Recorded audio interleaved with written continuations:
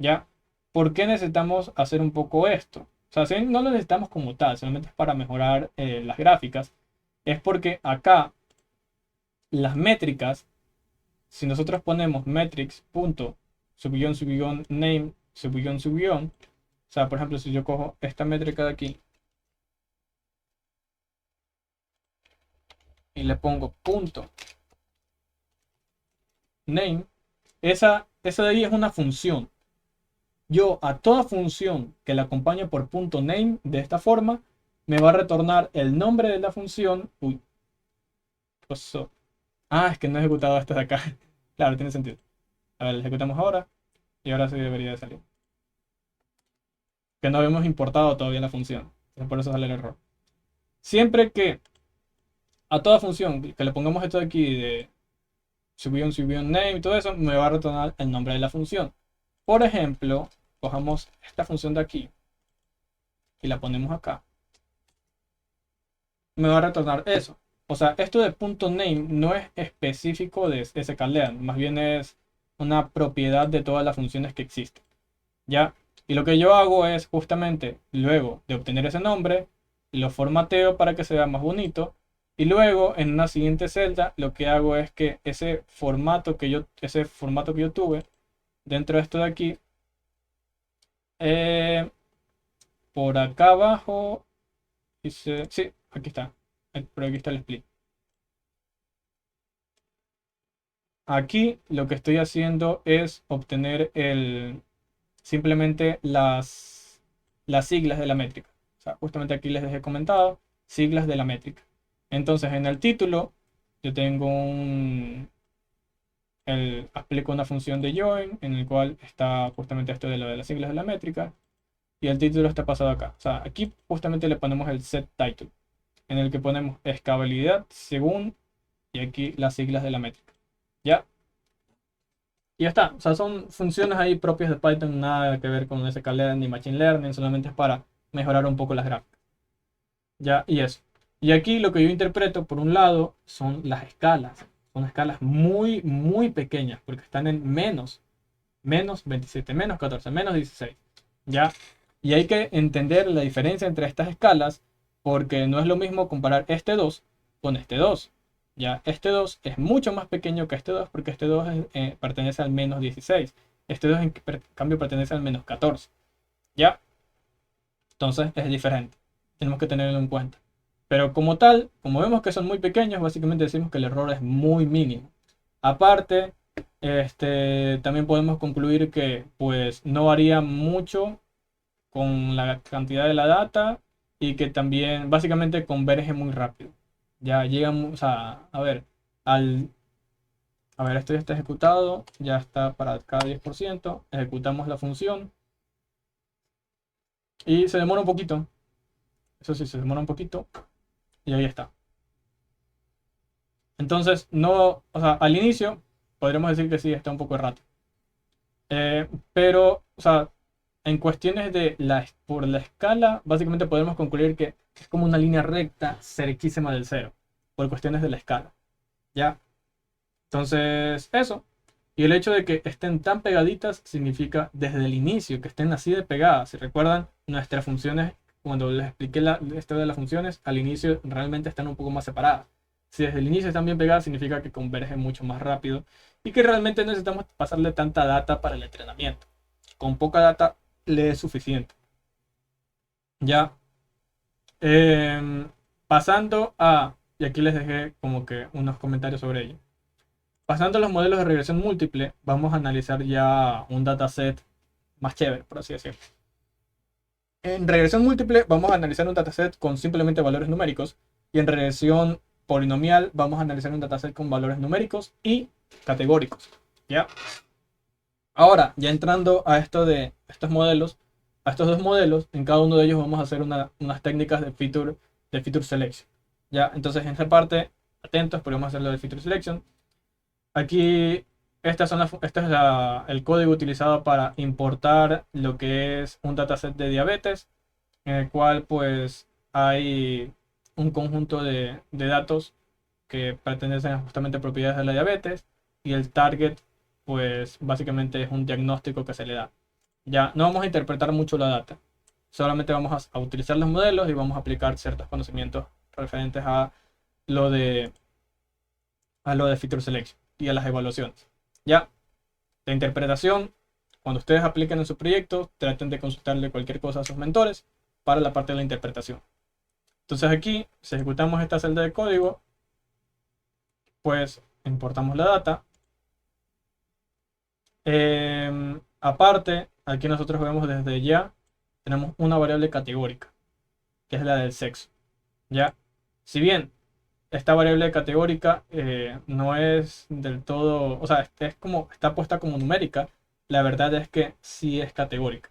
O sea, no es categórica y es nominal. ¿Por qué? Porque no es como que tú puedes decir hombre mayor que mujer. Ya, no es como que tú puedes decir, o sea, tú con respecto a bonito y feo, tú puedes decir bonito mayor que feo. Bonito mayor que aceptable y aceptable mayor que feo. Tú puedes establecer un orden dentro de ello. Pero en sexo, tú no puedes establecer un orden. Ya en géneros, tú no puedes establecer orden. En razas, tú no puedes establecer un orden. País de procedencia, no puedes establecer orden. Entonces, realmente, aunque aquí esté de forma numérica, realmente es una categórica nominal que es binario. O sea, es de tipo, ¿es hombre o es mujer? Solamente hay dos opciones, ya en cuestiones de sexo, y ya está. Porque recordemos, es sexo, no es género. Ya, para cualquier tipo de problema. Entonces, eso, de ahí investigamos un poco sobre la info de diabetes, vemos que tiene 442 registros, es relativamente pequeño, ¿ya? Y aparte, en todos estos de aquí, nosotros vemos que no null son 442, o sea, no tiene ningún nulo, ¿ya? En la data de polinomial hay un preprocesamiento que haremos que justamente analiza la parte de los datos nulos. Pero bueno, de aquí vamos a la parte de feature selection. Aquí como no hay nulos, no hay mucho preprocesamiento que podemos hacer. Podemos hacer un análisis de outliers, pero nos demoremos bastante en eso y ya ustedes recibieron una clase sobre ello. Entonces, como todos son valores numéricos, haremos feature selection a partir de los valores o sea, para selección de características numéricas. Ya, para esta cuestión de selección de características numéricas, nosotros aplicaremos dos modelos, dos métodos, el de Pearson y el del análisis de varianza o ANOVA. ¿Ya?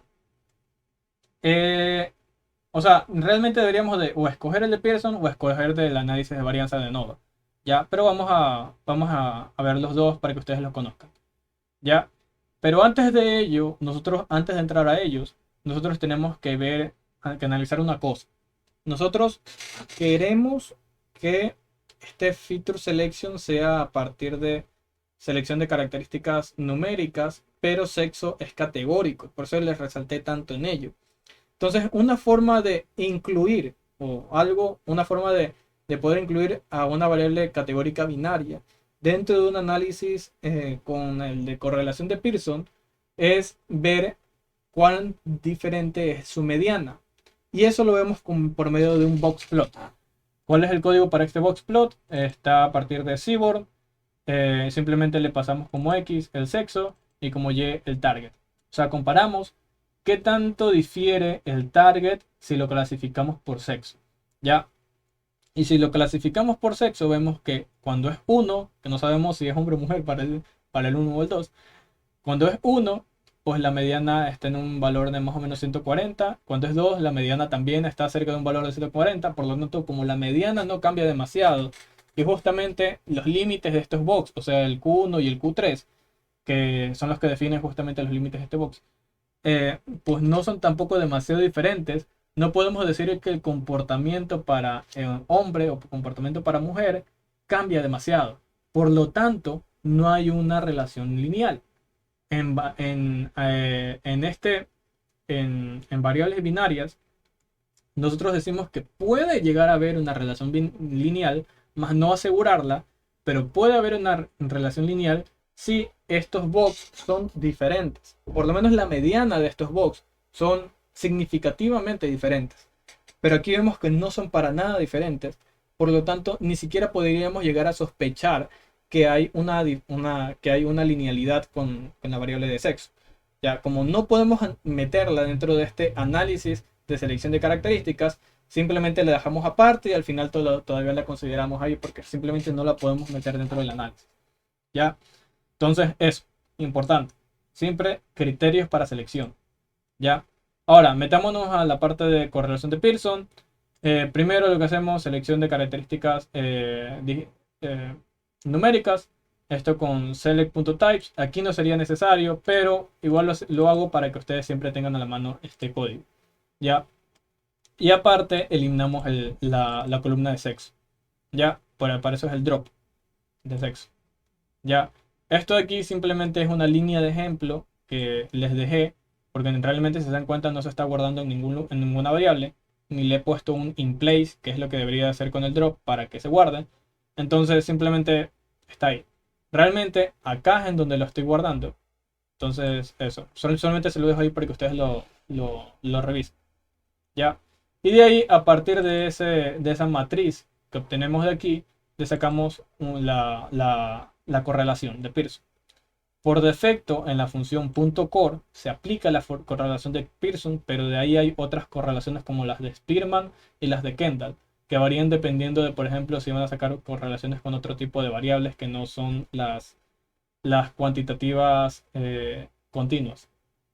Ya, ahí creo que Spearman y Kendall, las dos son para variables cualitativas, pero ordinales. O sea, las que yo les decía que pueden tener un orden.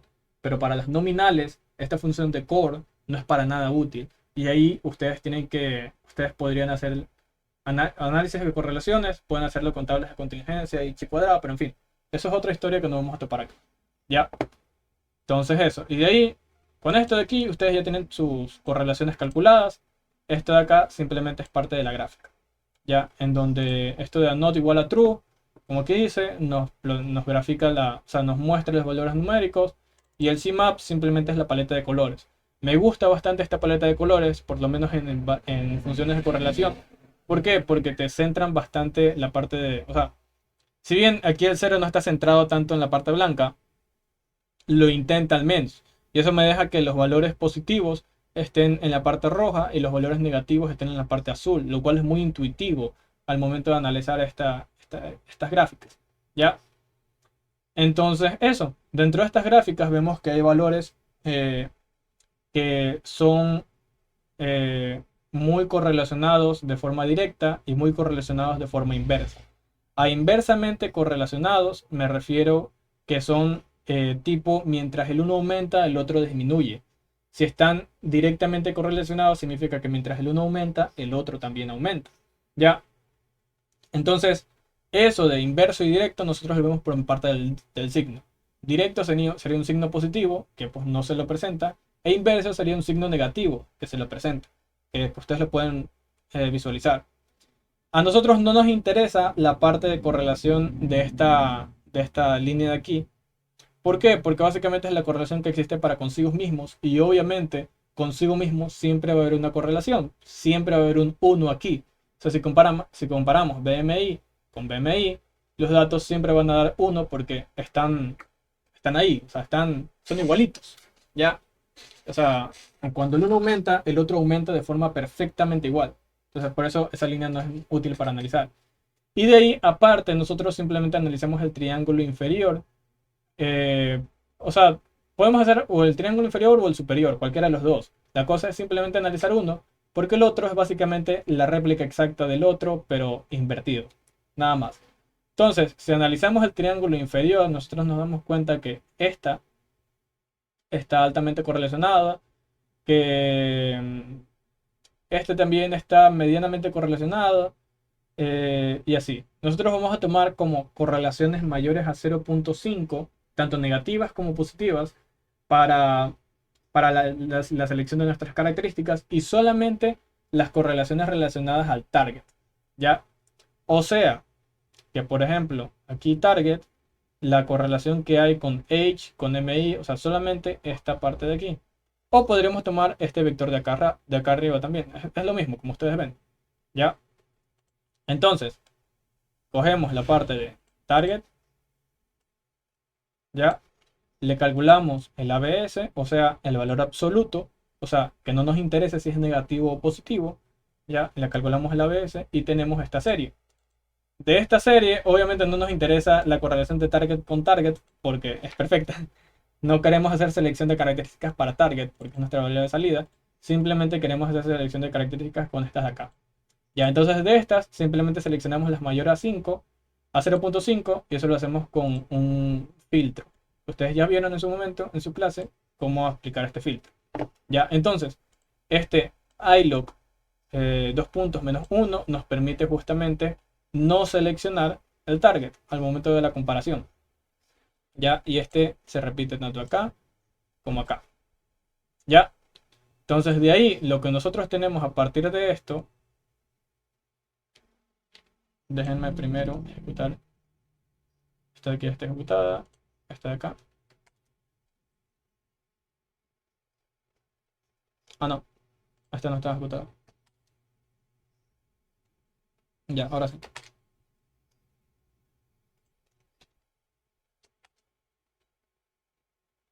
Nosotros tenemos simplemente esto.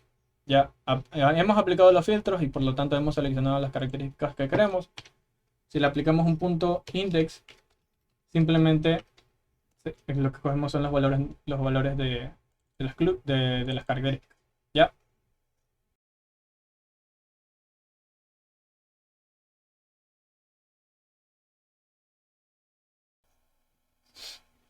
Ah, ay, disculpen. Tuve que mutearme por un momento. Pero bueno, entonces eso.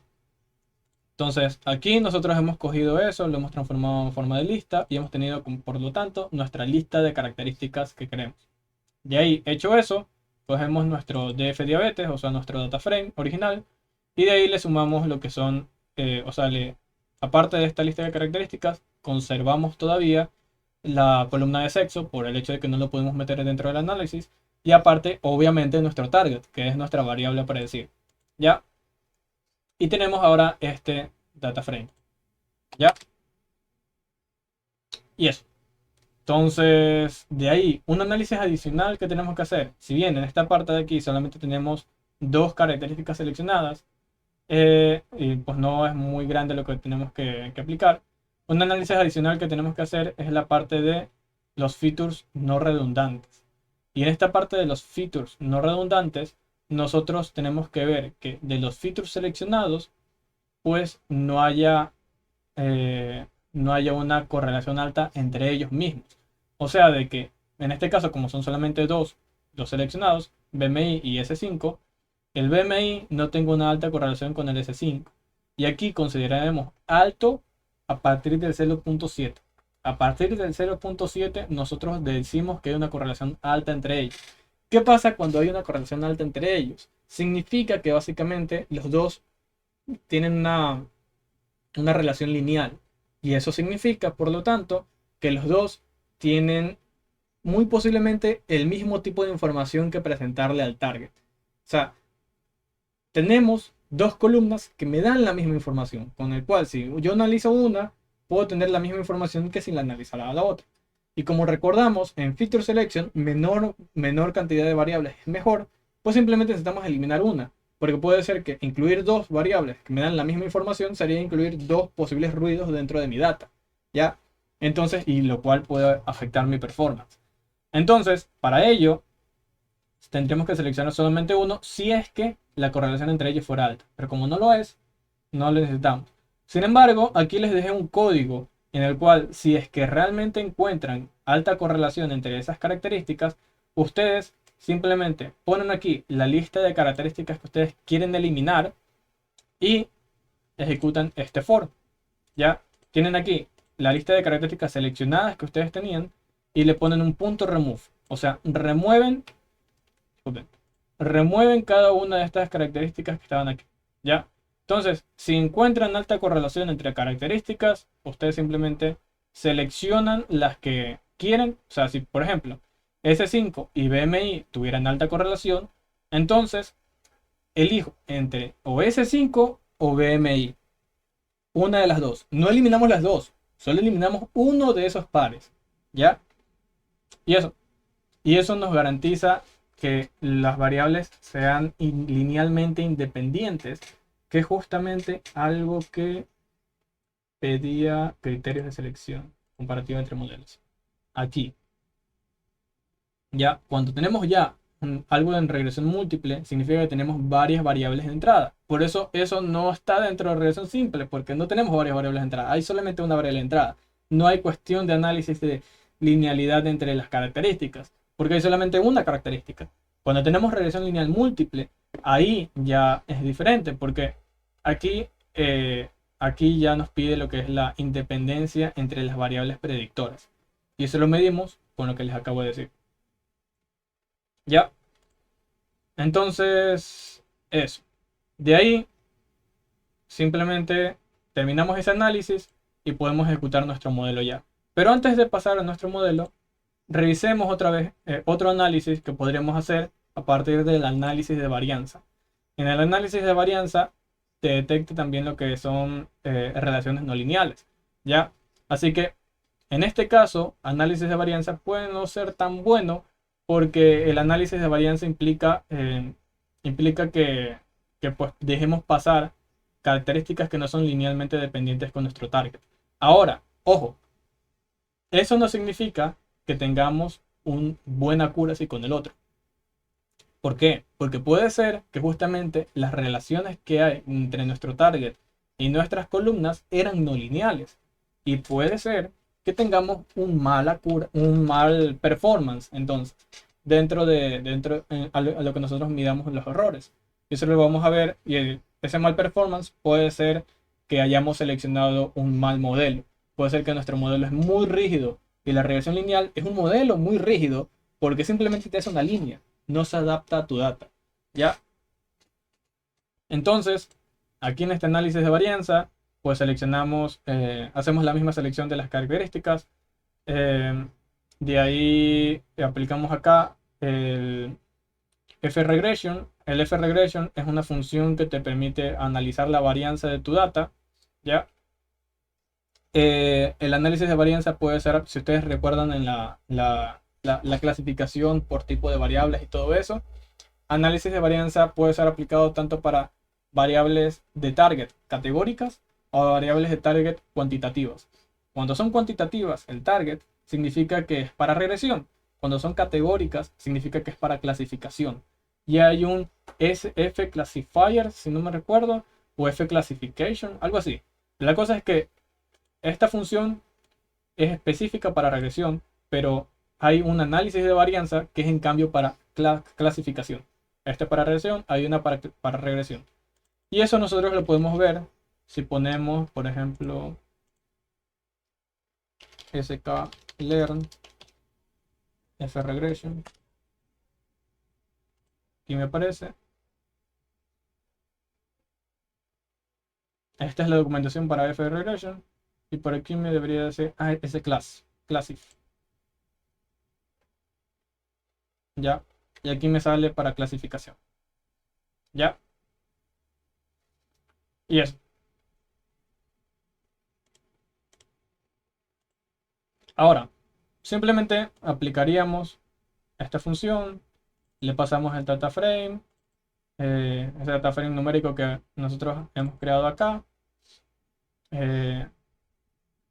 y de ahí le especificamos cuál es el target que debería con el que se tiene que relacionar. Aquí, si nos damos cuenta, aquí en este dfnum incluye el target. Si nosotros elimináramos el target, acá no me aparecería el target como uno de los valores. ¿Ya?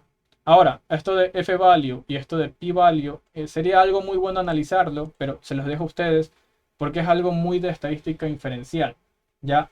Es algo de cuestiones de probabilidades y cosas así que es mejor que ustedes lo revisen y tiene que ver mucho con las hipótesis que se evalúan. Por eso les decía que aquí más bien es para ejecutar los métodos más que para analizarlos muy a fondo. Entonces les dejo de tarea pues justamente analizar qué significan estos parámetros. ¿Ya? Entonces eso. De ahí lo importante es que en el análisis de varianza nosotros tenemos que hacer un ordenamiento. ¿Para qué un ordenamiento? Para luego una selección. Ya nosotros tenemos que seleccionar un p-value en casi las cosas que salgan un p-value, usualmente nosotros lo que queremos hacer es la selección de un p-value menor a 0.05. ¿Ya? O sea, el p-value está entre 1 y 0. ¿Ya? En un p-value es un porcentaje de probabilidad, básicamente, en valor absoluto, por eso de entre 1 y 0. Un porcentaje de probabilidad en el cual, si estás dentro del 5%, o sea, dentro del 0.05, significa que está todo bien, por así decirlo. Hay algo más por detrás. Los p-value corresponden más bien a una validación de la hipótesis. Y el estar dentro del 0.05 significa que es muy poco probable que esa hipótesis se cumpla. Pero realmente lo que pasa es que estas hipótesis se suelen poner en negativo para poder evaluar la baja probabilidad de que esa negatividad exista, ¿ya? Entonces, por eso es que justamente se analiza de que esté dentro de esa baja probabilidad, ¿ya? Dentro de esa baja probabilidad de que no tenga importancia, ¿ya? De que no tenga importancia para el modelo de esa característica. Entonces, como es muy poco probable que no tenga importancia, negación de la negación, por así decirlo, sale algo positivo, o sea que es muy probable que sí tenga importancia. Entonces aquí hemos seleccionado nuestras características que es muy probable que tengan importancia para nuestro modelo, ¿ya? Y como ya hicimos antes, como no podemos agregar dentro de este análisis, el análisis del sexo y bueno, pues tenemos que agregarlo acá. Y también agregamos el target porque es nuestra variable a predecir. Entonces aquí hemos seleccionado nuestras variables, ¿ya? Y si ejecutamos esto de aquí, nos damos cuenta de que para este modelo del análisis de varianza, realmente no se eliminó ninguna característica. O sea, se eliminaron 0 features, ¿ya? Entonces, bueno. De ahí vamos a la parte del modelo, lo que les había dicho antes, lo del split. Le pasamos este data frame de características seleccionadas, que en este caso lo vamos a correr con, si se dan cuenta, este df selected es lo mismo que tiene de salida acá y de acá. Así que si ustedes ejecutan el de correlación, se les va a reemplazar con el de análisis de varianza. Y si ustedes ejecutan el de análisis de varianza, se les va a reemplazar el de correlación. Ya, entonces yo ahora solamente quiero ejecutar el de correlación. Y ejecuto este, y por eso mi dataset va a ser diferente. Ya, porque antes estaba ejecutado para el de análisis de varianza. Entonces creamos el modelo, es igualito, la única diferencia es la data que le pasamos. Eso es lo único diferente entre el de regresión múltiple con el de regresión lineal simple. La cantidad, la forma de esta data. ¿Ya? De ahí hacemos las predicciones, de ahí todo es igualito, todas las funciones son igualitas. ¿Ya? Así que necesitamos revisar el código de esto y vemos el...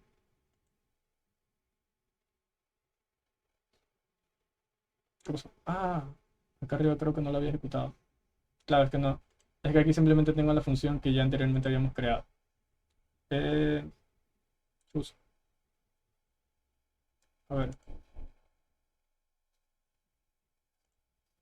hagamos eso. Ejecutamos todo esto.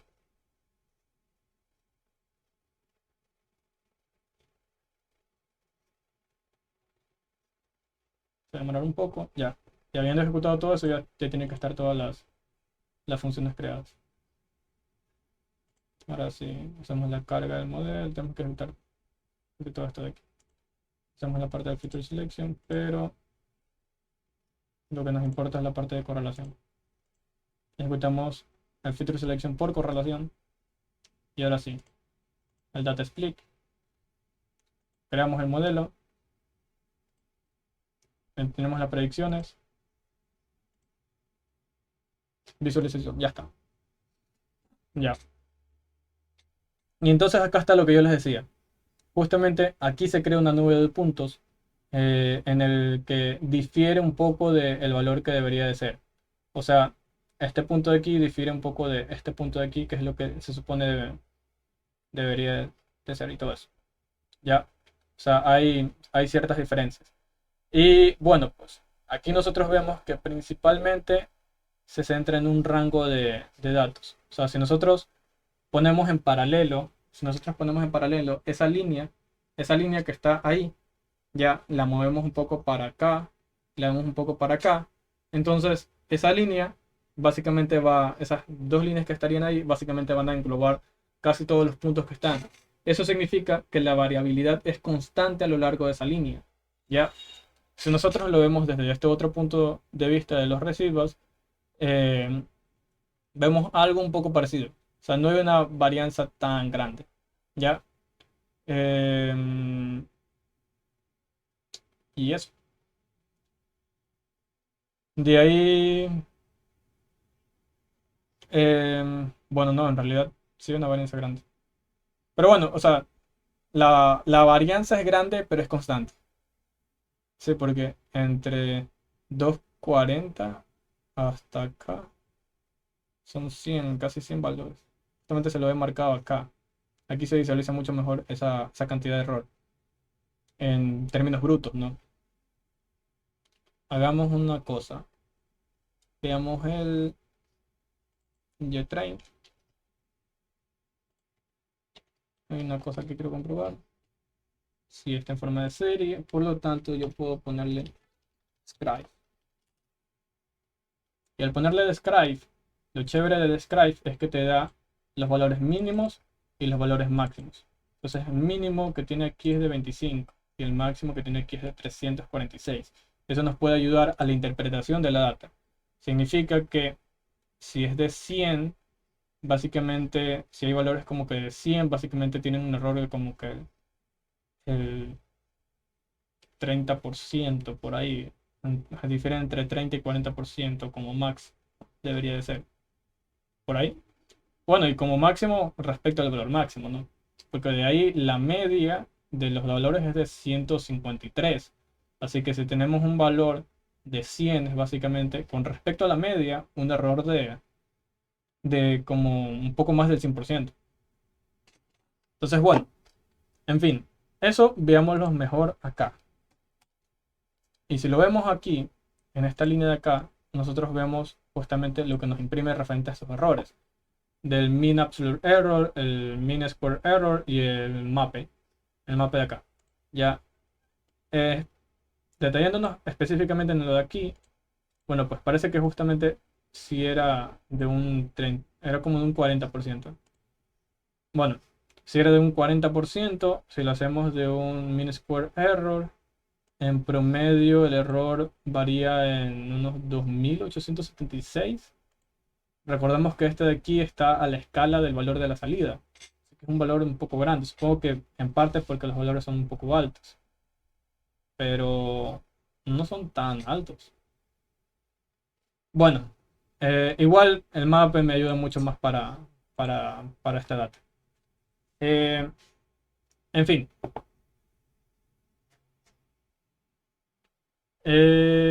Y algo que nosotros podemos ver acá en el mape es que justamente se centran en el 40%. Igual un error del 40% no es bonito.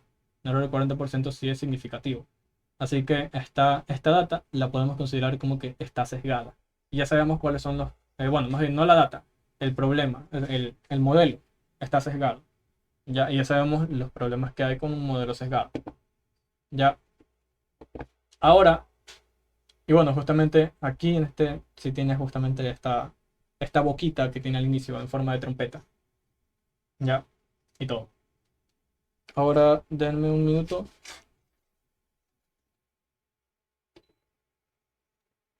Que necesito un poco de aire.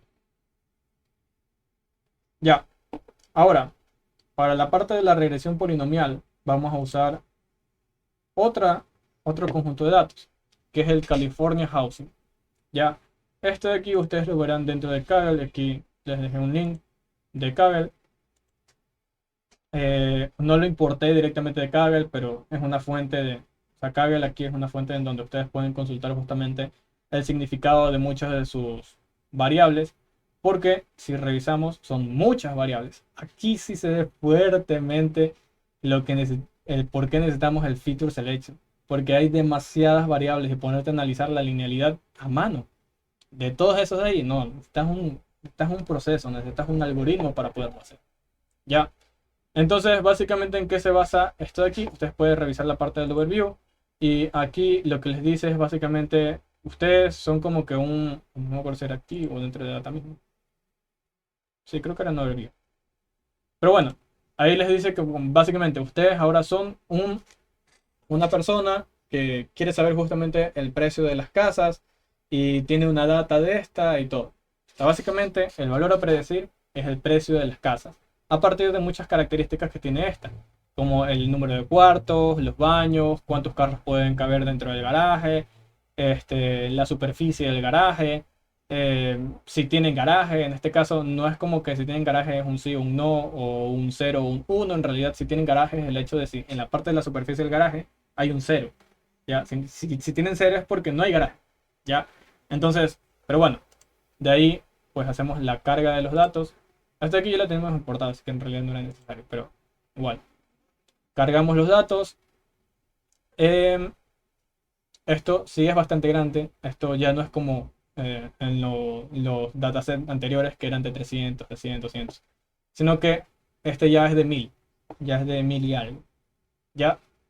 Pero el problema es que aquí la data está sucia. Como la data está sucia, entonces nosotros vamos a tenerla que limpiar. Al decir que la data está sucia, me refiero con que tiene muchos valores nulos. ¿Ya? Y eso, cuando se termine de cargar, eso lo vemos cuando ya se terminó de cargar. Eso lo vemos graficando lo que es el punto info. Ahora, como esto de aquí son bastantes datos, si ustedes se dan cuenta, son 79 datos.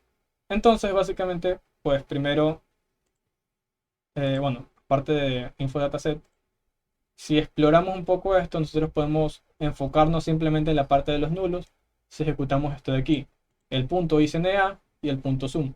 El punto ICNA me da todo este dataset así mismo, pero especificándome, por ejemplo, aquí me pondría false porque esto no es nulo.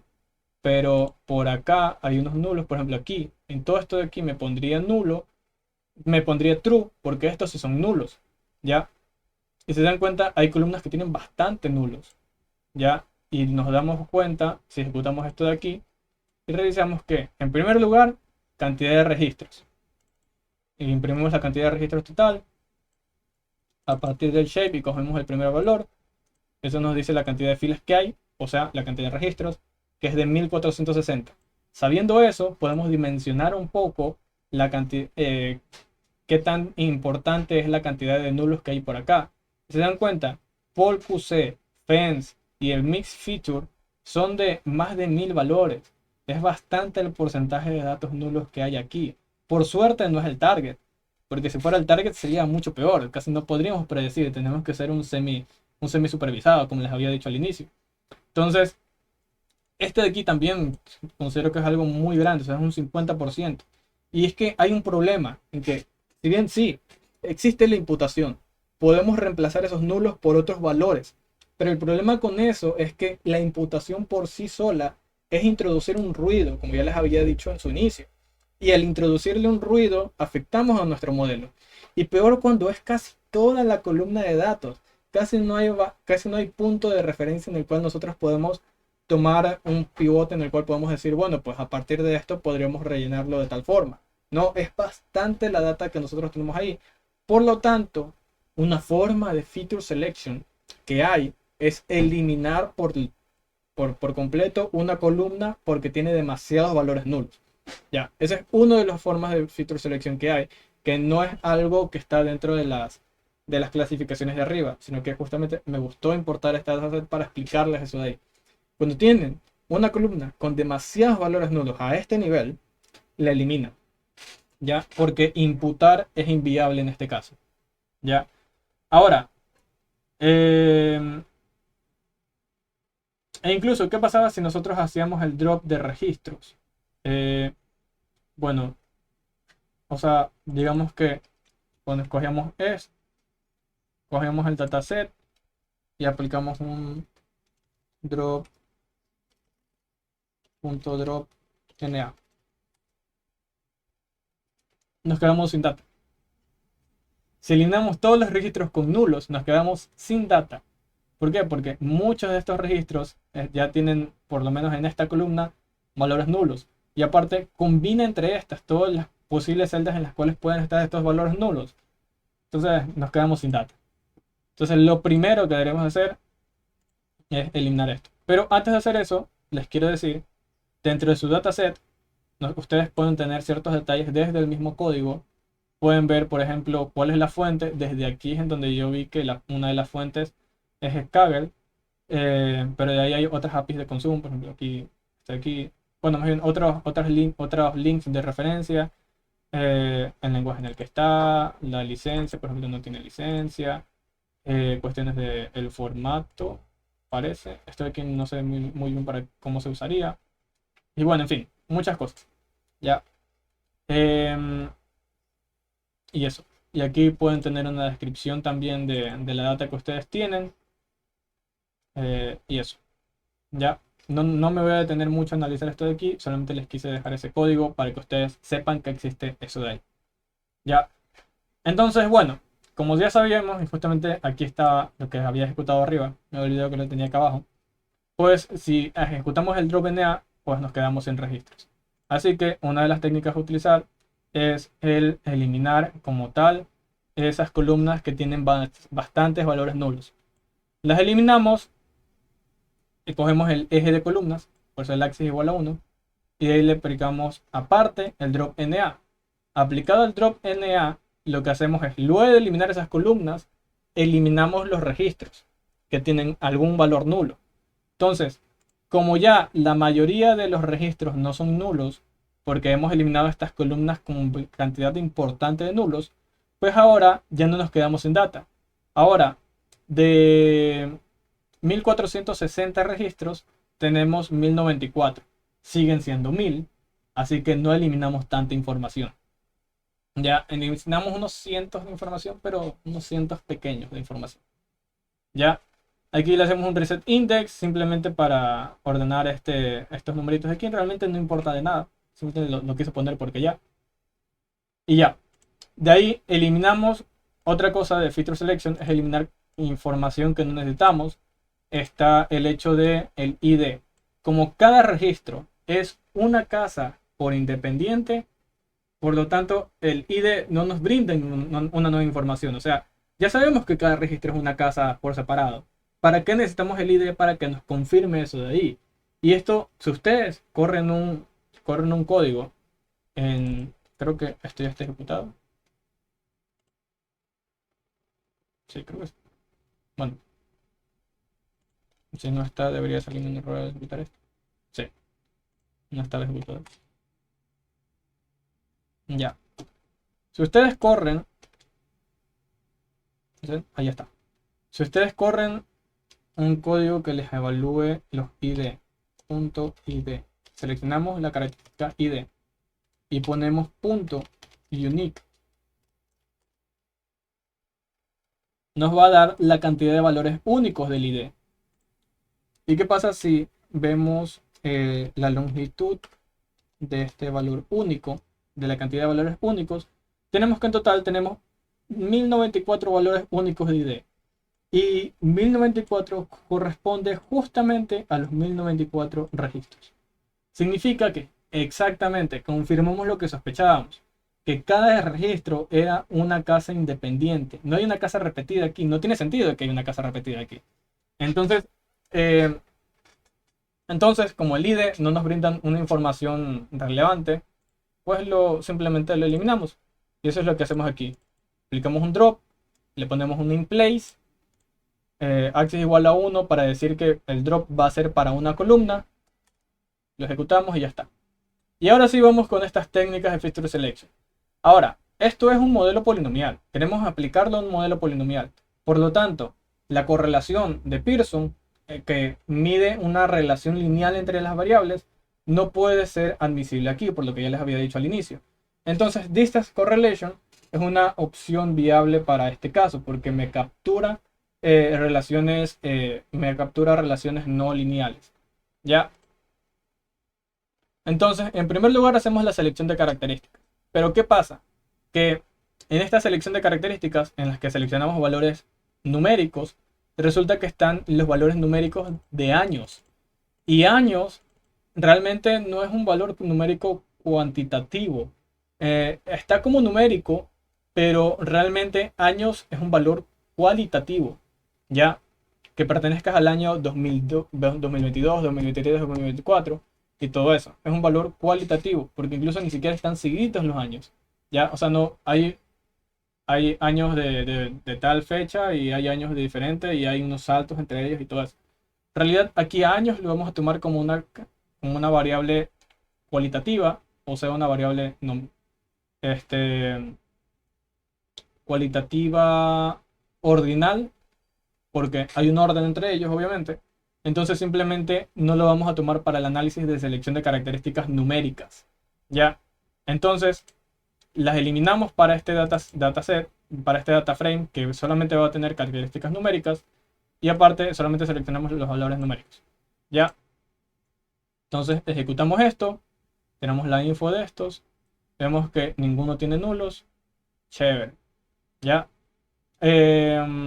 De ahí ejecutamos nuestra función de distance correlation, que básicamente la ecuación es nuestro dato menos su media por la salida menos su media, ¿ya? Y de ahí la suma de todos estos, o sea, la suma de todos los datos con la media de estos multiplicada por la salida con menos la resta, menos la media de esta salida. Eso aplicado para todos los datos. Como tal, aquí no tenemos que hacer un for, porque ya de por sí lo chévere de trabajar con DataFrame y también con NumPy es que estas opciones de cuestión de sumatorios y cosas así ya se hacen automáticamente dentro de una sola línea. ¿Ya? Y de ahí lo dividimos para lo que es la cantidad de datos menos 1. ¿Ya? Em, a ver. De ahí lo que se acaba era la covariance. Bueno, o sea, esta es la ecuación de la covariance. Ya, de ahí la ecuación de distance correlation. O sea, y aquí usamos y porque la variable con la que el método de distancia de correlación es para justamente comparar el target con una de nuestras características. ¿Qué tan importante es una de nuestras características frente al target? Ya, entonces por eso está el y. Por eso es el target, que está en una de las variables. ¿Ya? Pero bueno, de ahí se coge esa covarianza y se la divide para la multiplicación entre la desviación estándar de nuestra característica y la desviación estándar de nuestro target. ¿Ya? Y básicamente esta es la ecuación de distance correlation. ¿Ya? Eh, Ejecutamos y guardamos esta función para luego para luego ejecutarla acá. ¿Ya?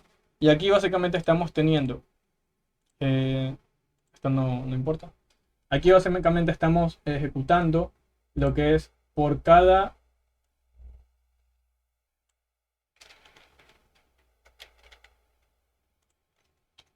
estos son los features que nosotros tenemos.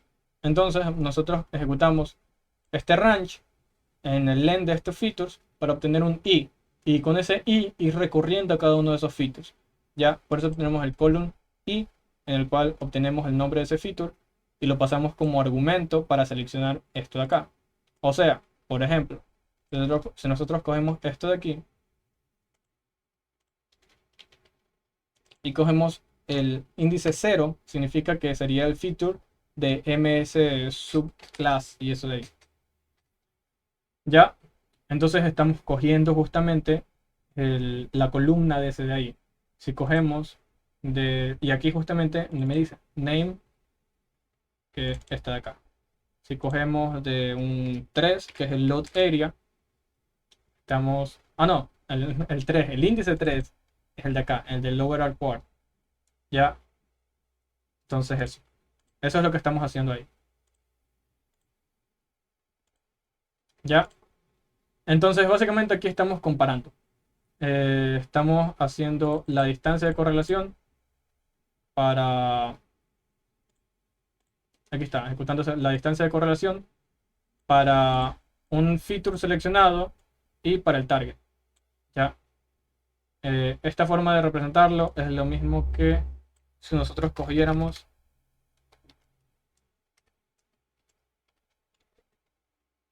Disculpen, tengo el idioma cambiado. Si nosotros cogiéramos y igual, y aquí borramos así. Ya, entonces aquí seleccionamos el target, que diga el feature, y aquí seleccionamos el target. Ya. Y de ahí lo ejecutamos acá, lo pasamos como argumento y lo guardamos en un diccionario, en el cual la clave es el nombre del feature y el valor es el valor de la distancia de correlación. Ya, si nosotros ejecutamos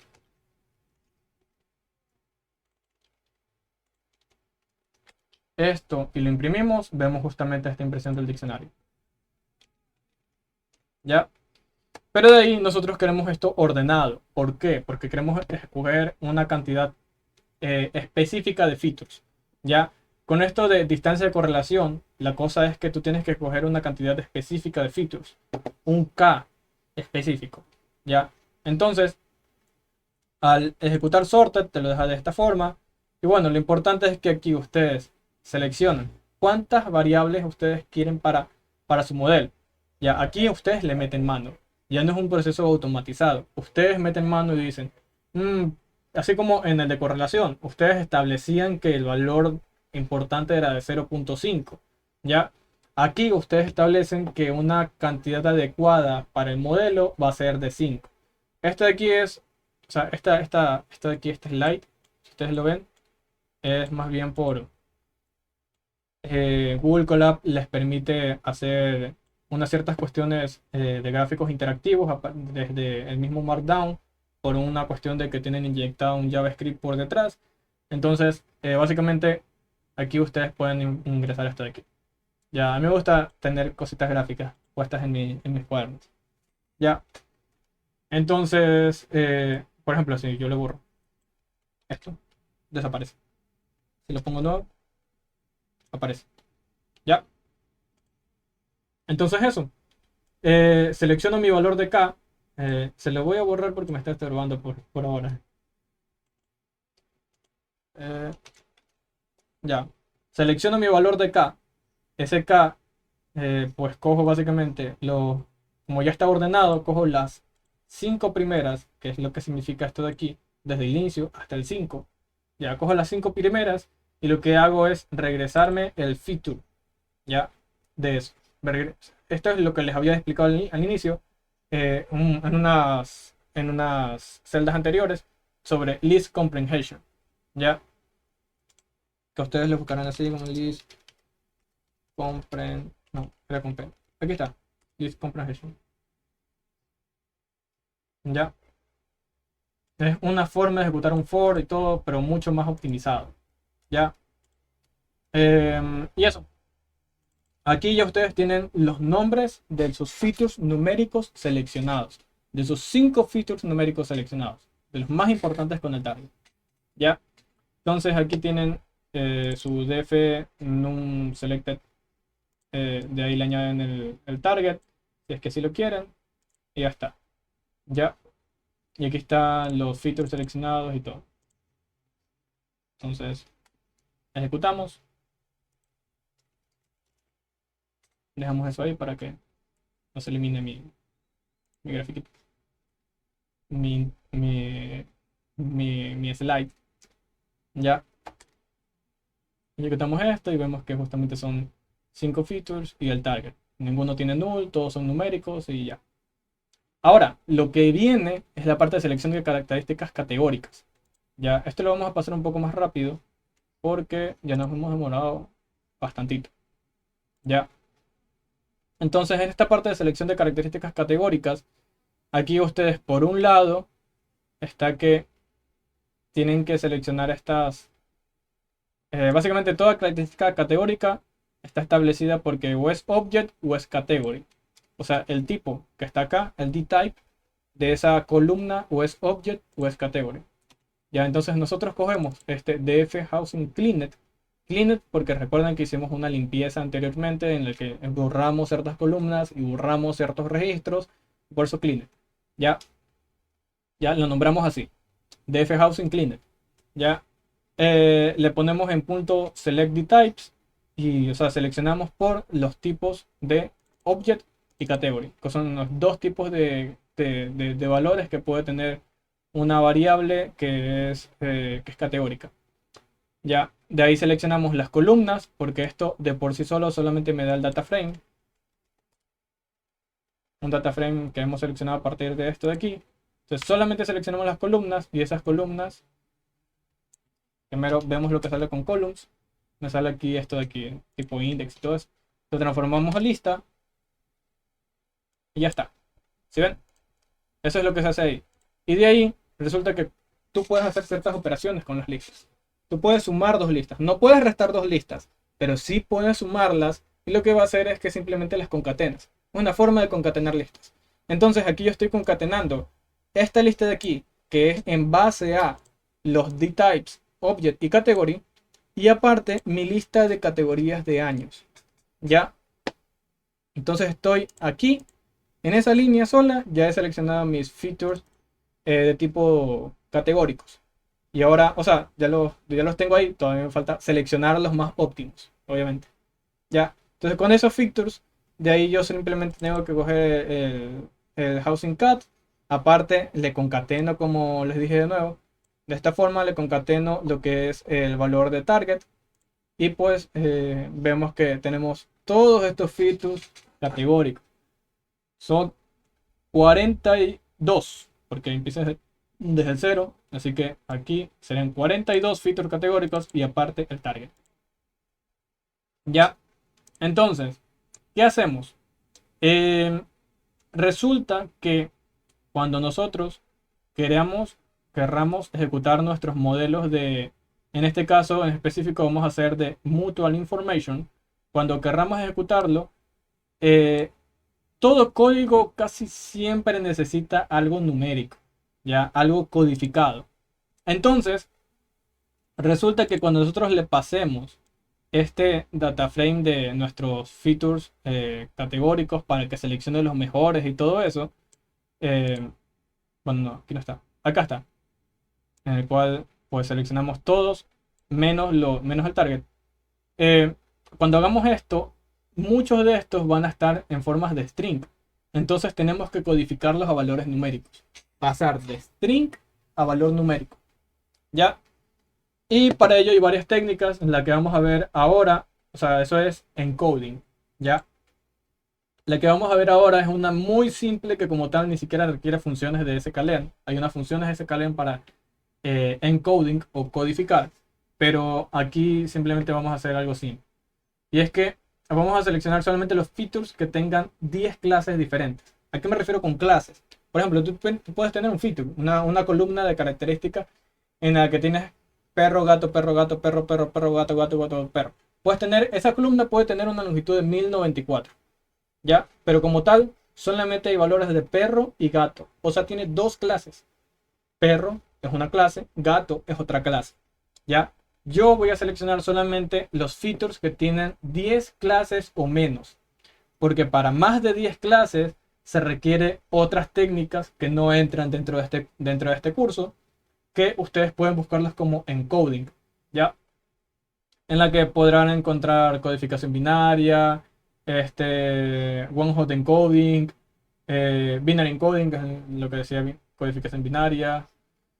Y bueno, hay otra tercera, pero no me acuerdo muy bien el nombre. Pero bueno, en fin, que son funciones que están justamente dentro de ese sklearn. Sklearn belleza para casi todo. Y bueno, entonces, algo que me había olvidado de decirles, esto de distancia de correlación, ustedes podían usar una librería que no era, o sea, para usar una librería que les facilitaba todo, en vez de hacerse su propia función y todo eso, ustedes usaban esta librería llamada Decor y ya les hacía gran parte del trabajo. Pero bueno, quería por fines prácticos explicarles eso de toda la función y que pues se podía construir así. O sea, ustedes pueden ver las operaciones matemáticas de algo y replicarles y hacer su propia función. No necesitan necesariamente una librería. Pero trabajar con librería es más fácil. Ya. Entonces, regresando, vemos cuáles son las características que tienen menos de 10 menos de 10 valores únicos. Y aquí justamente tenemos esta función de df, cogemos el data frame y le ponemos nUnique. nUnique nos cuenta la cantidad de valores únicos que hay. Uy, parece que no he creado todavía el data frame. Y acá está. Ahí ya creé el data frame y ahora sí le puedo poner. Ya, creado nuestro data frame de valores categóricos. Aplicamos nUnique y nos dice que pues es una serie en la cual como índices tiene los nombres de las columnas y como valores tiene la cantidad de clases que tiene. Significa que MZZoning tiene 5 clases diferentes, Street tiene 2 clases diferentes, Utilities tiene solamente una clase, ¿ya? Y así sucesivamente. Es más, aquí yo no había analizado eso, pero el hecho de que haya algo de una sola clase significa que no tiene información suficiente para mí. Así que en realidad aquí esto no estaba dentro del código, pero ahora vamos a aplicar el hecho de que cosas de una sola clase que tienen un único valor, o sea, no varía para nada. ¿De qué te vale algo que no tiene una variación? O sea, siempre es constante. O sea, no hay una forma de determinar el comportamiento de algo más si otro es constante. ¿Ya? Entonces, esto de aquí le vamos a hacer un drop. ¿Ya? Pero va a ser más adelante. ¿Ya? Pero bueno, en fin, la cosa es que aquí nos cuenta la cantidad de clases. Y el problema es que con clases muy grandes no podemos trabajar o sea, a ver, podemos transformarlas en 0, 1, 2, 3, 4, ya, que cada clase sea un numerito diferente. Pero el problema con ello es que si son muchas clases, por ejemplo, en los años, son bastantes clases, ahí lo que pasa es que los números van a ser tan altos que van a tomar demasiada prioridad frente a las otras categorías, ¿ya? Y entonces, eso implica que eh, o sea, que con años muy altos, la información de esos años muy altos sea mucho más prioritaria que los de años más bajos, ¿ya? Entonces, eso es lo que entienden los modelos de Machine Learning. Y para eso se prefiere mejor hacer codificación, encoding, en el cual ya no es simplemente una columna de años, sino que se hacen varias columnas. Pero en fin, eso ustedes búsquenlo por su cuenta, por favor. Y ya.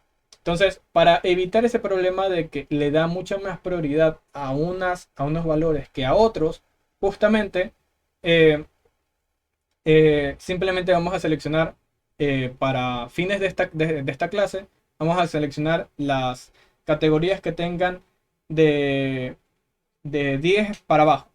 ¿Ya? Entonces, eso. em, y estas categorías son estas de acá. ¿Ya? Las que tienen más de 10 son estas de aquí. Y las vamos a eliminar. Em, pero bueno, las de años podríamos dejarlas porque ya son valores numéricos. Podríamos dejarlas. No necesitamos una codificación a valores numéricos, pero igual están altos. Las de acá si son valores grandes que podrían justamente, si las codificamos a 0, 1, 2, 3 y así, pues pueden tomar cierta relevancia adicional. Ahora, a esto le agregamos la que yo les dije, la que tiene el valor único.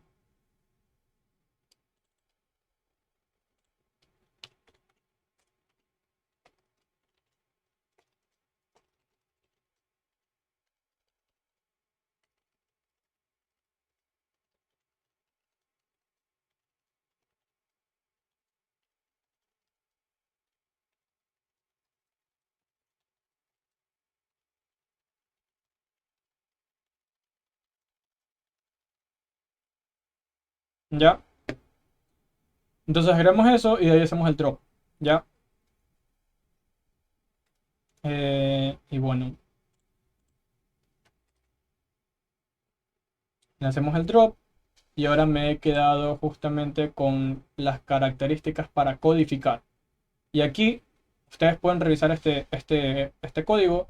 Básicamente, si ustedes transforman todas las características a tipo category, El category tiene unas propiedades especiales que te permiten codificar. En primer lugar, el cat, al acceder al parámetro cat de category, ustedes pueden acceder luego de ello a lo que es .categories y .codes. Codes les permite codificar su información de 0 a la cantidad de clases que tengan.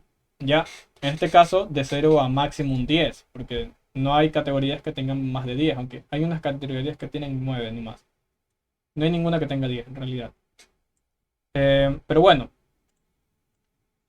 entonces, en cambio, categories te devuelve la lista de categorías que existen dentro de ese feature. Entonces aquí lo que vamos a hacer es simplemente, no vamos a usar este diccionario en realidad, simplemente se los he creado para que ustedes luego, en algún momento, se necesitan saber los valores específicos, o sea, de tipo, bien, en load config hay un 4, pero ¿qué significa ese 4? O sea, ¿cuál era su valor?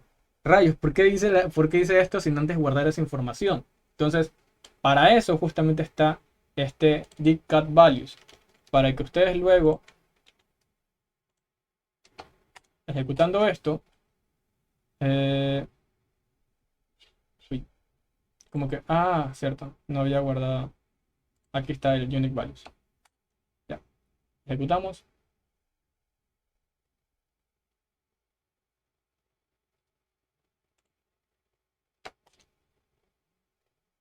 y ahí está, y ahí está, ya, y es un diccionario en el cual cada clave es ¿cómo se llama? Se me fue la palabra. Pero bueno, cada clave es un parámetro. Y como valor tiene un diccionario en el cual dentro de ese diccionario cada clave es uno de los códigos. O sea, si ustedes quieren acceder al 4 del load config, ustedes tendrían que ir esto load config y aquí accedido a ese diccionario accedemos al parámetro 4 y vemos que 4 en realidad significaba inside. Y así. Entonces, para eso sirve. Ya se los he dejado como para que ustedes lo consulten. Nada más. Ya de ahí no está siendo útil realmente para el código. Y ahí, ya tenemos eso de ahí, ya tenemos seleccionadas nuestras características que vamos a poner acá. O sea, ya tenemos puestas las características que van a entrar dentro del modelo. Ya las tenemos codificadas. Y ahora sí ya ejecutamos este modelo, este método de mutual information, que tiene en base cierta información respecto a entropía y a teoría de la información, que sería complejo explicarlo ahorita sin mandarme 3 horas de clase. Más. Ya. Entonces ejecutamos eso. Con eso ya hemos eh, seleccionado parte de... O sea, ya hemos seleccionado las características. Eh, de ahí ejecutamos la celda de acá. Y de ahí ya tendríamos todo el data frame. El de housing cat. El data frame de las variables categóricas. Ahora, ¿qué hace aquí? O sea, aquí añade el nivel de importancia. Veámoslo esto en otra celda. Y ustedes se darán cuenta que pues están entre estos valores y todo eso. Entonces solamente seleccionamos los menores a 0.2, que es una cuestión propia del mismo modelo. Eh, los que son menores a 0.2 son muy pequeños, por así decirlo. Entonces, o sea, lo que estamos aquí seleccionando son columnas a eliminar. Porque ustedes verán aquí, hay un drop. Y el drop significa eliminar. O sea, menor a 0.2 significa muy poco importante. ¿Ya?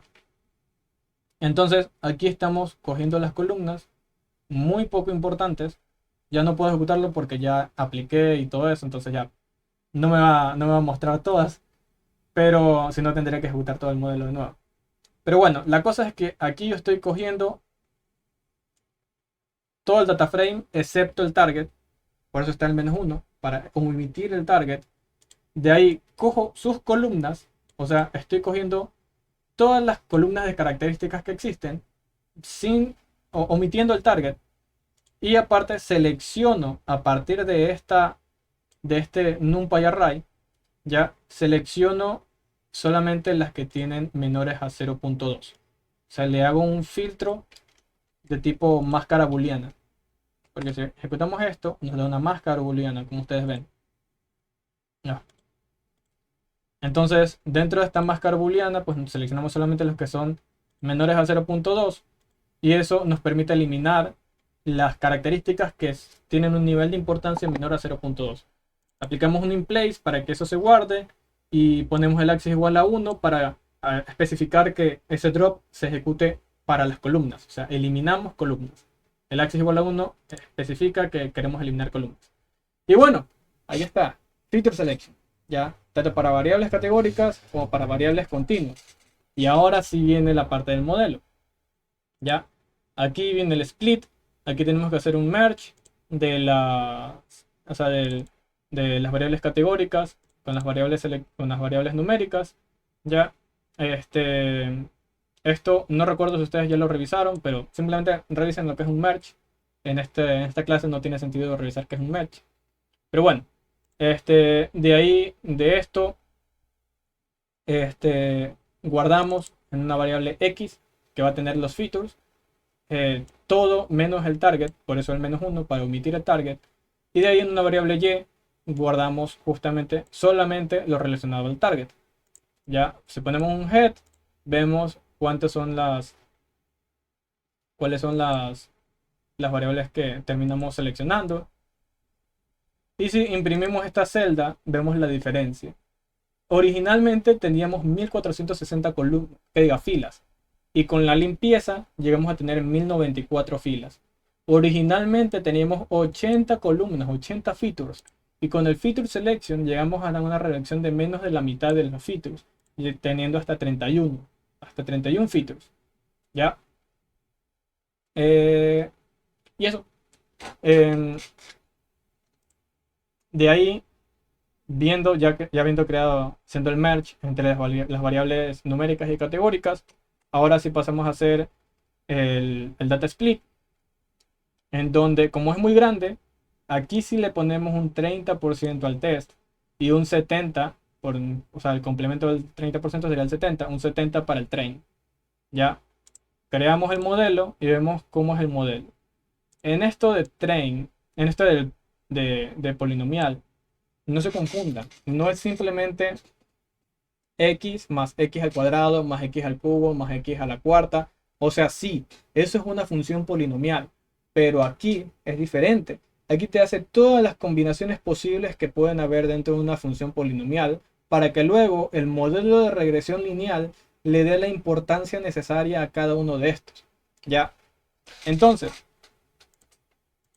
esto significa que yo puedo tener un A, o sea, en este caso que yo lo estoy haciendo de un orden 2, significa que lo máximo que puede haber es un valor de x al cubo, x al cuadrado que diga. Entonces aquí todas las combinaciones, en el caso de que yo tuviera solamente 3 features, A, B y C, todas las combinaciones entre esos entre esos 3 features, es que yo me generaría, en primer lugar, el feature puro, el A, el otro el B, el otro el C. De ahí aparte, el A al cuadrado, que sería como un A por A. El B al cuadrado, el C al cuadrado. Y de ahí, aparte, está lo que es la multiplicación entre sí mismos. O sea, un A por B, un A por C y un B por C.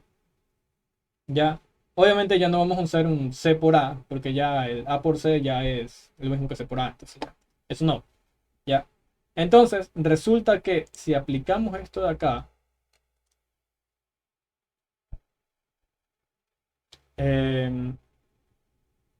y nosotros revisamos, por ejemplo, aquí tenemos el X-Train Shape, en el cual tenemos 31 columnas. Pero luego de esta transformación en la que le hicimos una transformación de tipo polinomial, miren cuántas columnas. Miren para acá. Miren la cantidad de columnas que se genera. 527. 527. ¿Por qué? Porque son 31 en las cuales están las 31 solitas, luego las 31 elevadas al cuadrado y luego las 31 multiplicadas entre sí mismos. Y esto se vuelve mucho más grande si aumentan el degree. ¿Por qué? Porque tendrían que agregar aparte la parte de x al cuadrado, de ahí aparte otra más de x al cubo, en la que ahí ya sería tipo, por ejemplo, creo que aumentarían unos 31 más. Seríamos 527 más 31 serían unos 558. No. Creo que es porque ya no es simplemente multiplicación entre las funciones bases, sino que aparte una por b al cuadrado, una por c al cuadrado y cosas así. Creo que es por eso que aumenta mucho más. Pero bueno, dejémoslo en 2. Ya, y nos quedamos con un 527. 527 columnas, por así decirlo. Ya, que en realidad este x ya no es, le voy a aplicarle esta transformación de este xstring poly ya no es un data frame, es un array y lo vemos ahí, por ejemplo. MSN de array. Ya. Ahora, ya que hemos hecho esa transformación de nuestros datos, creamos el modelo de regresión lineal en el cual le pasamos pues nuestro x de entrenamiento y nuestra y de salida. Ya. Y este x de entrenamiento polinomial. Ya. Y nuestra y de salida que está acá. Em, y luego vamos a la parte de evaluación en la que necesitamos saber los valores que necesitamos predecir. Graficamos nuestra gráfica. Tenemos un muy mal rendimiento porque esta línea de aquí significa que hay un muy mal rendimiento. Ya, esta línea de aquí también significa que hay un muy mal rendimiento. Significa que, pues básicamente, hay un comportamiento. Se entiende más en la parte donde hacemos la evaluación del ajuste del modelo.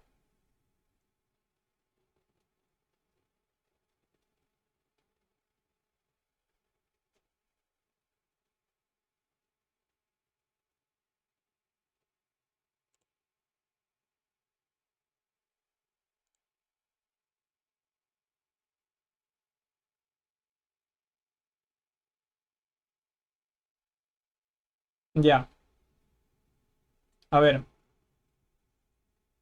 esto de aquí debería de tener una agrupación así, ya, de manera lineal, pero no lo hace. ¿Cuál es la razón de que no lo haga? La razón es que, pues, básicamente, posiblemente no haya una relación polinomial realmente dentro de nuestras variables con nuestra variable de target. Ya, entonces habría que hacer una evaluación de característica por característica con el target para ver, o sea, eso ahí simplemente lo podríamos ver de forma graficando, un scatter plot. Lo podríamos ver graficando un scatter plot de cada una de nuestras características para ver justamente la relación. Pero aquí, si se dan cuenta, la diferencia con, con el objetivo no es muy grande. E incluso como son, bueno, sí es un poco porque es a la 11, pero visualmente no es muy grande. ¿Ya? Y el problema es justamente las magnitudes. ¿Ya? Porque esto está como con e a la 11 por el problema de las magnitudes de nuestros datos. ¿Ya? Si vemos, digamos que el JTrain punto describe, hacer los paréntesis. Vemos que el mínimo es de 3.000, no, 35.311 y el máximo es de 745.000. ¿Ya? Eso es porque son precios de casa. O sea, tiene sentido que sea de esa magnitud. ¿Ya? Entonces, bueno. eh, pero en fin, la cuestión es que, pues no. Estos valores parece que en predicción, la predicción es muy. Varía demasiado. O sea, la variable de sal que nosotros predecimos da incluso hasta valores negativos, lo cual no tiene sentido. Cuando en realidad nosotros tendríamos que tener valores que rondan simplemente este punto, ya, estos puntos de aquí, que obviamente es algo mucho más grande, porque está en una escala de E a la 11. Pero, o sea, no hay una gran variación en la parte de los valores reales. Pero en la parte de los valores predichos sí hay una gran variación. Ya hay una muy grande variación. Ya, entonces eso. Sin embargo, nuestro mape nos dice algo diferente. Nuestro mape nos dice un 0.15, un 0.11. Ya, nuestro mape nos dice un valor mucho más pequeño de lo que realmente debería ser. Aunque no sé si es porque todas están en la misma escala de E a la 9 o qué pasa aquí. Pero, o sea, yo en la programación no puse para que estén en la misma escala. Eh, solamente estas de aquí puse para que estén en la misma escala. Estas de acá no. Entonces, no tiene sentido. Quizás sea un problema de selección de la selección del error y por cuestiones de la distribución y cosas así. Porque si recuerdan, la selección del error está por acá arriba.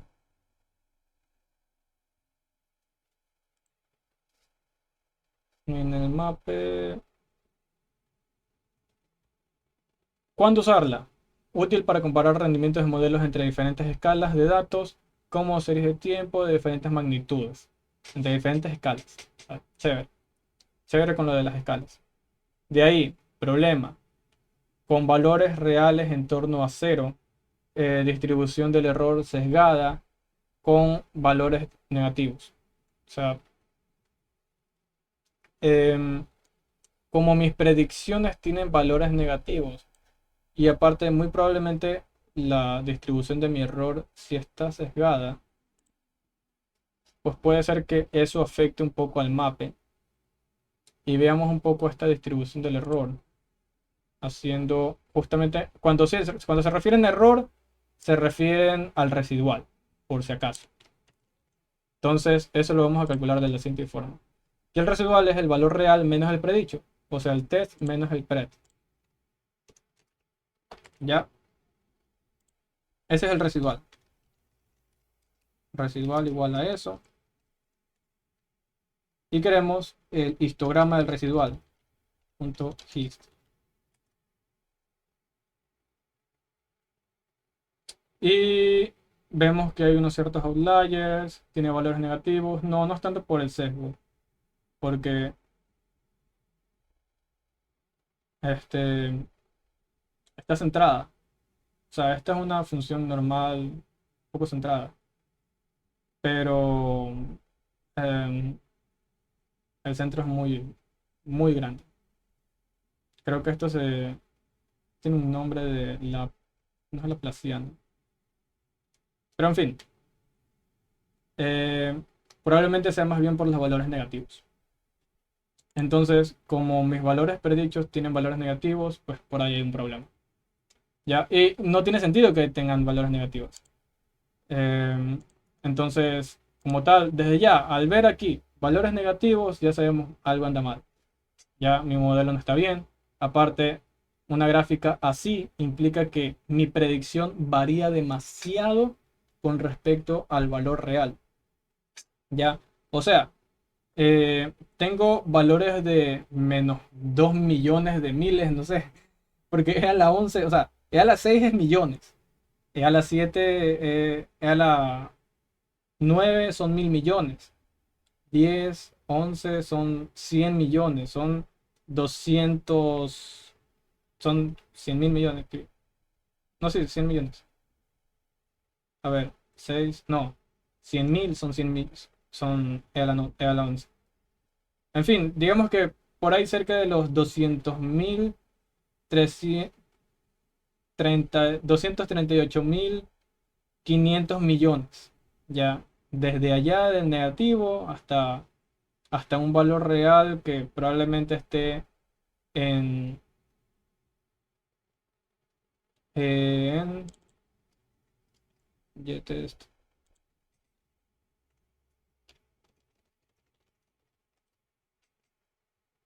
probablemente un valor real que esté por ahí cerca de los 55.000, o sea, de miles de millones hasta 55.000 hay una gran diferencia. Entonces el polinomial obviamente no está sirviendo para esto. Incluso yo lo probé con valores más grandes en vez de 2 que sea de 1 pues tampoco servía mucho.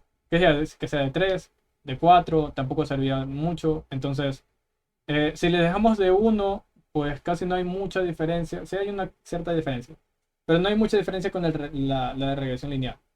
Entonces, eso.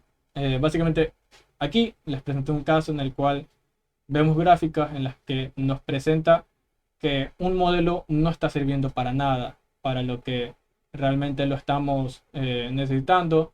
Aparte, una métrica no está sirviendo ni midiendo realmente el error que debería de medir, comparada, por ejemplo, con estas otras dos métricas que sí lo hacen de manera muy bien, muy buena.